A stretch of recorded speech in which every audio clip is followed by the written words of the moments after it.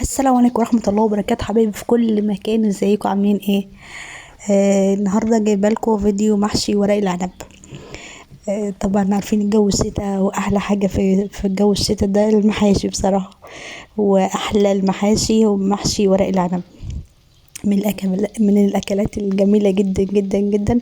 هقول لكم عملناه ازاي، اقسم بالله تحفه تحفه وروعه. دي بشهادة كل اللي أكل منه. نبدأ كده، اللهم صل وسلم وبارك على سيدنا محمد. محطش لايك ينزل يحط لايك، وهنشوف عملنا ورق العنب ازاي.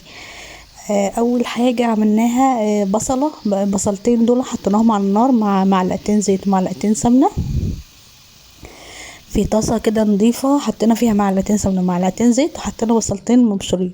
تمام. ورق العنب جبناه، هقول لكم دلوقتي. جبناه من الجنينة، من شجرة ورق العنب اللي هي قدام بيت العزية، بيتنا على بابا كنبتنا. هنغسل ورق العنب كويس جدا لحد ما ميته تبقى زي الفل. هنحط المية اللي هنسلق فيها ورق العنب، ليمونة وحبة ملح. تمام.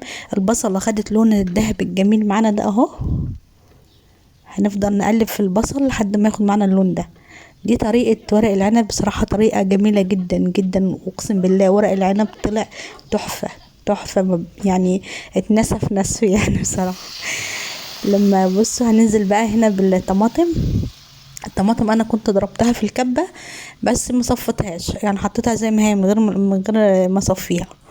تمام. لان المحاشي بنحط لها طماطم من غير ما نصفيها. هنقلب ونسيبها كده تتسبك على بال ما نسلق ورق العنب ونقطع الخضرة. يلا بينا، جاهزين. مية ورق العنب اهي غليت، هنسلق فيها ورق العنب. زي ما قلت لكم ورق العنب لازم يتغسل كويس جدا جدا جدا. هشوفوا معايا في اخر الفيديو ورق العنب ده جبناه منين. انا جوزي عارف ان انا جبته من العنب اللي بره ممكن يطلقني. تمام، محدش يقوله. فهنسلق ورق العنب كده، مش هياخد دقيقتين بالظبط. ورق العنب على الناحيه دي وعلى الناحيه دي، اول ما ياخد اللون ده معانا هنطلعه. ونسيبه يتصفى ونشطفه اهو. بنسلقه كده. قلت لكم ورق العنب هنحط في الميه ورق العنب نص ليمونه وحبه ملح، ونسلقه عادي، بس مش هياخد معانا وقت، يا دوبك لونه يغير. ورق العنب هنقلبه على الناحيتين، الناحيه دي والناحيه دي، ويا دوبك لونه يغير كده وهنطلعه.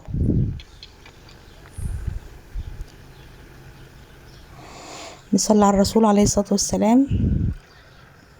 خلاص بعد ما طلعناه هنشطفه كويس، هنحط الباقي اهو وهنشطفه. وهنرجع للتسبيكه تاني اهي. التسبيكه تمام معانا. هنحط لها بقى ايه؟ هنحط لها معلقه سكر، معلقه كزبره، معلقه كمون، يا ريت الحاجات دي تكون فريش، وبشره جوز الطيب، ومعلقه ويعني ربع معلقه شطه. الشطه دي عارفين اللي هو حاجه كده مشطشطه. المحشي طبعا لازم يكون مشطشط. الناس اللي مش بتحب الشطه عارفين انا حاطه ده، وكان عندي اطفال برضو. الناس اللي بتقول الشطه والاطفال، حبه الشطه اللي انا حطيتها دي ما اثرتش فيها خالص، يعني اديتها طعم وما كانتش مشطشطه يعني للدرجه. هنحط الكلام ده كله اللي هو معلقه سكر، معلقه كزبره، معلقه كمون، وهنسيبها تسبك. وهنقطع بقى الخضره. شايفه انا حاطه لكم المونيكير بلون السكينه دي ما كانتش شغاله معايا كويس، فجبت السكينه دي التانية اللي هي مشرشره، اللي انا اشتريتها معاكم ووريتكم الفيديو المشتريات. انزلوا تحت شوفوا فيديو المشتريات اللي انا اشتريت فيه السكينه دي. سكينه مشرشره وبصراحه عمليه جدا جدا جدا، ولونها بلون المونيكير بتاعي. يلا بقى في شربيني. كده انا بقطع الكزبره، نقطعها حلو خالص ونحاول نخليها ناعمه. انا بحاول الاول بنغسلها كويس خالص، اللي هي الخضره دي اللي هي كزبره وشبت وبقدونس. اي نوع خضره عندكم بنحطها، بتدي المحشي طعم روعه جدا. هو ده كان كزبره وشبت بس. هنحط هنا بقى دي الحله اللي هنحط فيها المحشي. هقول لكم دلوقتي هنحط ايه من تحت. هنحط طماطم في قعر الحله، هنحط طماطم وبصل. هننزل بقى هنا خلاص البصل مع الطماطم سبك. هننزل بالخضرة، هننزل كمان الرز مغسول ونضيف ومصفي. وهنقلب نقلب نقلب لحد ما يوصل معانا المرحلة دي. في المرحلة دي بقى ممكن ندوق الرز لو عايز ملح او حاجة، لو محتاج ملح يعني في المرحلة دي ممكن ندوقه. بس الحمد لله انا طلع معايا مظبوط، ما حطيتش حاجة خالص غير اللي انا حطيته معاكم ده، الملح اللي انا حطيته. وكمان الملح خلي بالكم، ملح هنحط كمان ملح في المية اللي هنزود بيها الرز. كده خلاص هنبتدي نحشي بقى ورق العنب. غسلناه وسلقناه وشطفناه، بعد ما سلقناه لازم نشطفه. في كذا طريقة لللف، ممكن نلفه كده شايفين بالكيس. الطريقة دي على فكرة، طريقة الكيس دي سهلة جدا وبتنجز معانا. والله المحشي اهو بصوا زي الفل، الصباع بيبقى ولا بيفك في الحلة ولا اي حاجة. الناس اللي بتقول احنا بنسوي المحشي ونحط فوقه طبق عشان ما يفكش، لا، ولا بحط طبق ولا بحط اي حاجة، وهسويه معاكم دلوقتي وهتشوفوه هيبقى زي الفل. اللهم صل على سيدنا محمد. هنحشي ورقة كمان، والناس اللي حابة تحشي على ايدها هقول لكم برضو، هعمل لكم طريقة برضو وانا بحشي على ايدي هوريكم دلوقتي. ممكن نحشي بالكيس، الكيس ده بصراحة اسرع. ممكن نحشي على ايدينا عادي.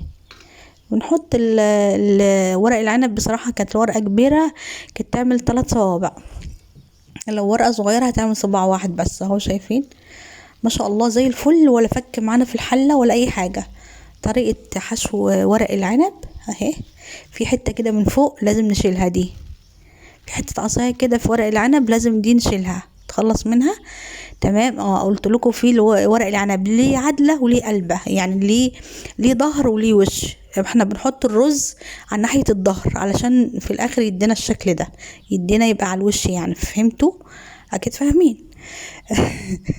ورق العنب ليه عدلة وليه قلبة، فاحنا هنحط الرز على الناحية المقلوبة، على ناحية الظهر يعني، على ظهر ورق العنب عشان يطلع معانا الشكل الجميل ده. هنلفه كده بالكيس زي ما انتوا شايفين. عملته قبل كده معاكم ورق العنب ده في فيديو قبل كده، بصراحة طريقته سهلة جدا وحلو خالص. هلف انا بقى الحلة كلها. صراحة كنت جايبة كمية ورق عنب قليلة. على فكرة في حتة بس انا ما صورتهاش، قعر الحلة بنحط فيه طماطم وبصل وشوية خضرة كده، كانوا الاطراف اللي انا شلتها دي قطعتها وحطيتها في قعر الحلة برضو، ما رميتهاش يعني، بس مغسوله ونضيفه. هنا شوربه على النار بتغلي. طب دي شوربه فراخ لان انا كنت عامله فراخ. حطيت معلقه كزبره ومعلقه كمون ومعلقه سكر، وزودتها اهو بالشوربه. لازم الشوربه تكون بتغلي.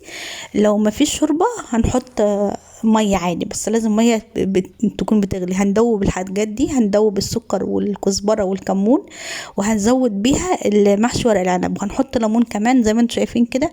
مهم جدا تكة الليمون دي علشان ورق العنب يعني بصوا هو بيبقى مدي لسعة كده جميلة جدا يعني. ورق العنب ده من الاكلات الحلوة خالص، من حب الاكلات الى قلبي. حسيت ان المية قليلة زودته شوية اهو. وهنا في دي معلقة سمنة بلدي. مش هنزود مية كتير يعني، انتوا شايفين انا كده المية دوبك بشوفها بعيني، مش بتعدي المحشي. مهم جدا. انا ما حطيتلوش ميه تاني، هو الميه اللي انا حطيتها دي او الشوربه هي اللي سوته بس، ما يعني دوبك زي ما انتوا شايفين الشوربه مش بتغطي المحشي، مش بتغطيه، يا دوبك كده بتشوفيها بعينك بس. وبعدين بنغطيه. المحشي بياخد نص ساعة. هنا كده كان عدى عليه ربع ساعة بعد لما غطيته وسبته على يعني ياخد 5 دقايق على نار عالية. وبعدين بنوطي النار خالص، نسيبه على نار هادية جدا. محشي بورق العنب بياخد نص ساعة. هنا كان لسه مستواش، واضح اصلا ان هو لسه مستواش. تمام. هنا كان واضح ان هو لسه مستواش، بس الاولاد كانوا مستعجلين، فانا سبته بتاع 10 دقايق تاني. يعني انا هسيبه دلوقتي 10 دقايق، هغطيه وما حطيتلوش اي ميه تاني، والله ما حطيت له اي حاجه الا اللي انا حطيته قدامكم اهو. حطيت الشوربه، حطيت عليها ميه وزودته بيها. ولازم الشوربه تكون بتغلي. لو ما فيش شوربه عادي، ميه عادي خالص، بس لازم تكون بتغلي. وبنحط للميه دي ملح وكزبره ومعلقه سكر وكمون. تمام. استوى معانا اهو. بعد نص ساعة المحشي كان استوى معانا او ممكن اقل، يعني احنا بنشوفه يعني كل ربع ساعة كده نشوف استوى ولا لسه. صراحة كان تحفة تحفة تحفة، وبالهنا والشفا للي اكل. ويا رب الطريقة دي تكون عجبتكم، جربوها على ضمانتي والله العظيم. المحشي طلع ناجح جدا، اقول لكم اتنسف بصراحة يعني. جربوا الطريقة دي محشي ورق العنب. انا كنت عاملة فراخ اهو، عشان كده زودت بشوربة فراخ. لو ما كانش عندي شوربة عادي هزود بمية عادي خالص. المحشي جميل جدا ومستوي وطعمه حلو، وبالهنا والشفا للي ياكل، للي اكله اساسا يعني. تمام. هقول لكم دلوقتي هنشوف، جربوا الطريقة دي، يعني جربوا طريقة ورق العنب دي هتعجبكم خالص اهو. ولا فك في الحله ولا اي حاجه، ولا في رزايه اصلا طلعت بره صباع المحشي. اقول لكم الطبق ده اصلا احنا سلينا عليه، اكلنا واحنا واقفين، ده واحده وده واحده واحده. شايفين مفيش يعني ما فكش معايا، ولا حطيت له طبق من فوق ولا اهو، ولا اي حاجه. سبته كده زي ما عملته معاكم واستوى وبقى زي الفل، وما فكش معايا في الحله ولا اي حاجه اهو، لانه لفينه صح. وبالهنا والشفا. يا رب الفيديو يكون عجبكم. جربوا الطريقة دي.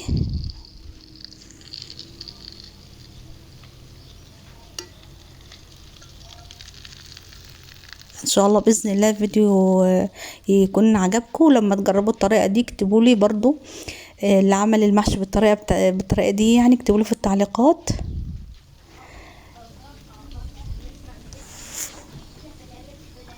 بصراحة كان طعمه حلو خالص بشهادة كل اللي اكل منه بصراحة يعني. والله يعني كانوا عايزين تاني بصراحة. هما كانوا حبة قليلين لان انا ما جبتش ورق كتير، لان زي ما قلت لكم الجوز لو شافني كان موتني. اهي ورق، اهي العنبة، فهي اصلا كان فيها ورق قليل زي ما انتم شايفين، عشان كده والله كان، علشان كده ما جبتش ورق كتير. يا رب الفيديو يكون عجبكم، وما تنسوش تحطوا لايك وتكتبوا له تعليق حلو كده، كومنت حلو منكم. وشكرا ومع السلامة.